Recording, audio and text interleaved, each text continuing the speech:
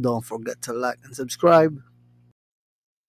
Hi guys, welcome sa ating 7th episode of HTML tutorials in Tagalog and English.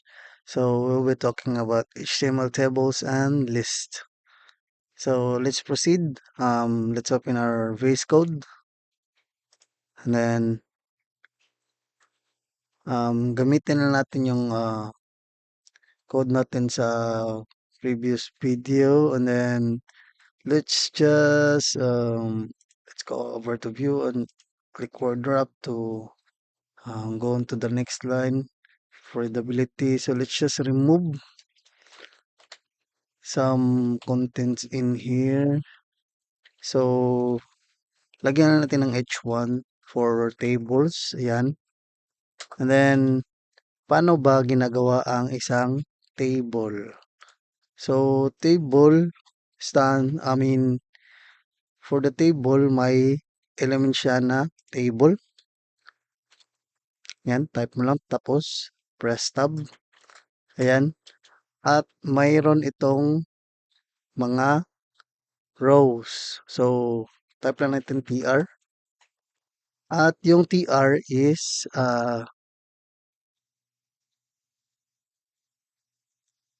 a type of element for table row. So, may heading ito. So, table heading. So, stands for th.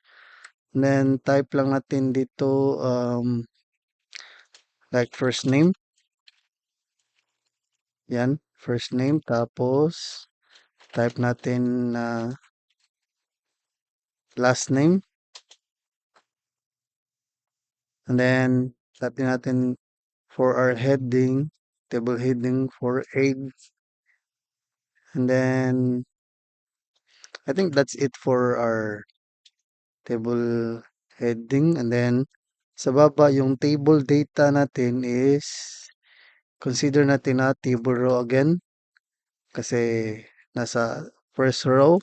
Tapos, second row, yung data natin. So, tr, table rows.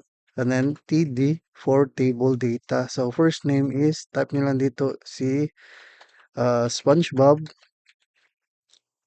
Tapos, wala siyang apelido. Lagyan natin ng SquarePants. Yan. And then, yung age ni SpongeBob. Hindi ko alam kung anong age na si SpongeBob. So, try natin lagyan ng 30. And then, ah, sorry, may mali. Dapat sa table data pala to. Table data. So, change natin to TD. Ayan. Tapos, add tayo ng ibang information for Squidward. Pentacles. Lagyan natin ng 37. Tapos, si Patrick naman. Patrick the Star. Ayan. So, magkaedad lang sila ni SpongeBob. Ayan. Ayan sa table natin,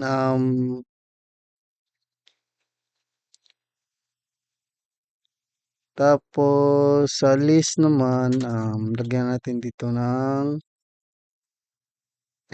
break dito sa baba ng table. Tapos, lagyan natin ng horizontal line para mag-separate siya dun sa table natin. So, para sa list, may dalawang klaseng list. First is yung ordered list at yung unordered list. Ano bang ibig sabihin ng ordered list? So, ordered list ay may mga numero siya. So, ordered like 1, 2, 3. At yung unordered list naman is bullet points lang meron dun. At pwede mong i-change yung mga bullet points niya by using style. So, first, type natin H1 for ordered list. For ordered list, we have the element of OL. And then, may child element ito na list. Ayan. So, 1, Um, try natin ang lagyan ng mga prutas like apples. So, copy lang natin. Paste. Bananas and oranges. Yan.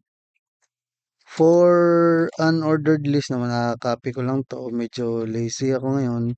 So, copy lang natin to. Tapos, unordered list naman is, change na natin to ng UL para sa unordered list. Ayan. Ordered list at unordered list. Tapos, pwedeng the same na lang yung content natin. So, for apples, bananas, and oranges, ayun, unordered list. And then, ano pa ba? Um, try nating um, i-style yung table natin kasi medyo di siya readable. So, try nating gawa ng styling. So, kahit hindi ito CSS na tutorial, I will try to add some style here for PH. Try nating i-add yung border of 1px solid black. Black. Ayun. TH. Ayan. Paano ba nag-work ang style? So, yung style is pag nilagyan natin ng TH dito.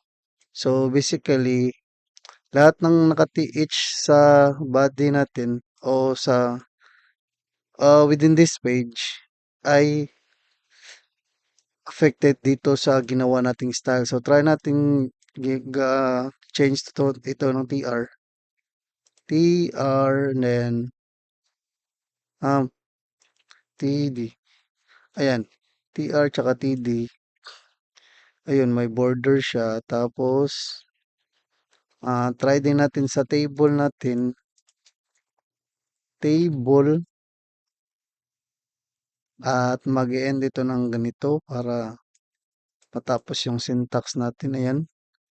Sa trial nating i-add yung width mismo sa TD natin na 100 pixels for TD.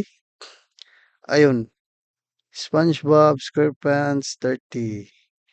Tapos, pwede rin natin i-align to center yung mga data natin for TD. Ayan. X-align center. Ayun.